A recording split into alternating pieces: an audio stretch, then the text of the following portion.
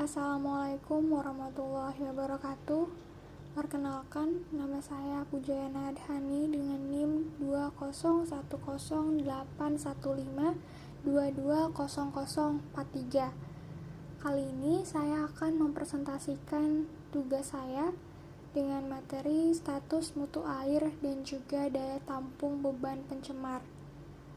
Di materi kita kali ini sangat erat sekali hubungannya dengan yang namanya air, di mana air ini merupakan salah satu kebutuhan hidup dan merupakan dasar bagi peri kehidupan yang ada di muka bumi ini, di mana dalam aktivitasnya manusia ini tidak dapat dipisahkan dari yang namanya air. Sumber air sendiri yang paling banyak digunakan sebagai bahan baku itu adalah air sungai. Namun, seiring dengan perkembangan zaman dan juga meningkatnya pembangunan, tingkat pencemaran air sungai ini semakin meningkat. Nah, salah satu upaya yang bisa dilakukan untuk memantau dan mengendalikan pencemaran air sungai adalah dengan melakukan analisis terhadap kualitas air sungai dan menentukan daya tampung beban pencemar. Nah, sebelum kita masuk lebih jauh mengenai analisis data, kita harus tahu dulu nih, apa sih itu status mutu air dan juga daya tampung beban pencemar. Yang pertama ada status mutu air. Status mutu air adalah tingkat kondisi mutu air yang menunjukkan kondisi cemar atau kondisi baik pada suatu sumber air dalam waktu tertentu dengan membandingkan dengan baku mutu air yang ditetapkan. Pedoman penentuan status mutu air ini dapat mengacu pada Keputusan Menteri Lingkungan Hidup Nomor 115 Tahun 2003, di mana untuk menentukannya itu dapat menggunakan metode Storet atau metode indeks pencemaran. Selanjutnya ada daya tampung beban pencemar atau yang sering disebut dengan beban harian maksimum total. Ini merupakan kemampuan air pada suatu sumber air untuk menerima masukan beban pencemar tanpa mengakibatkan air tersebut menjadi cemar. Pedoman penetapan daya tampung beban pencemaran ini mengacu pada Keputusan Menteri Lingkungan Hidup Nomor 110 Tahun 2003, di mana untuk menentukan daya tampung beban pencemarnya ini bisa menggunakan metode neraca massa, metode Steirer-Phelps, dan metode QUAL2E. Selanjutnya, untuk jurnal yang saya gunakan berjudul Analisis Status Mutu Air dan Daya Tampung Beban Pencemar pada Sungai Batang Salido di Kecamatan Patjurai.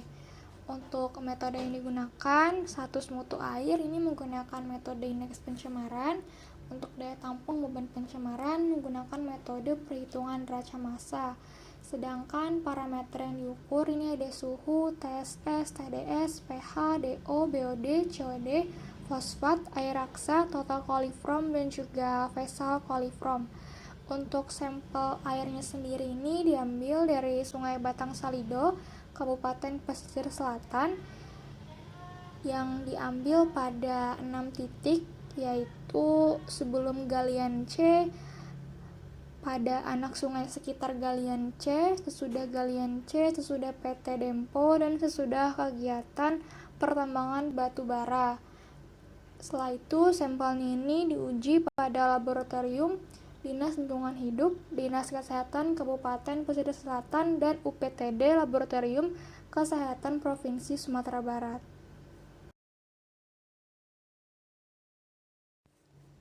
Berikut merupakan hasil pengukuran parameter pada setiap titik lokasi, di mana di sini ada 6 titik dengan parameternya dan juga satuannya bisa dilihat pada layar presentasi berikut.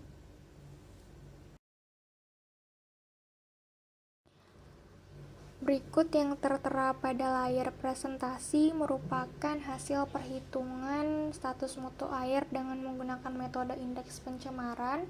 Untuk nilai baku mutunya sendiri ini ada yang pertama, untuk nilai diantara lebih dari sama dengan 0 dan kurang dari sama dengan 1, artinya memenuhi baku mutu atau berada dalam kondisi baik. Untuk nilai berada di antara lebih dari 1 dan kurang dari sama dengan 5, artinya cemar ringan. Untuk nilai berada di antara lebih dari 5 dan kurang dari sama dengan 10, artinya cemar sedang. Sedangkan untuk nilai lebih dari 10, artinya cemar berat. Untuk nilai pada masing-masing titiknya beserta nilainya beserta status baku mutu airnya ini bisa dilihat pada layar presentasi.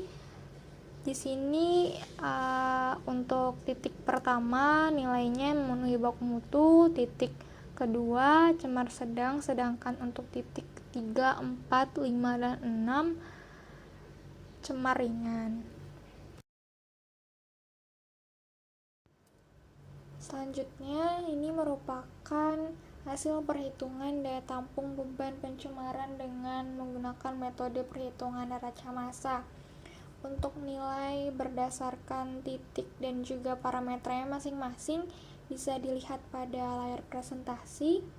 Sedangkan untuk nilai baku mutunya, untuk TSS sendiri ini maksimum bernilai 50 mg per liter, untuk BOD maksimum bernilai 3 mg per liter, untuk COD maksimum bernilai 25 mg per liter, untuk fosfat maksimum 0,2 mg per liter, untuk total koliform maksimum bernilai 5000 per 100 ml, untuk vesel koliform bernilai 1000 per 100 ml. Jadi di sini yang melebihi baku mutu nilainya DTSS, total koliform, dan juga vesel koliform.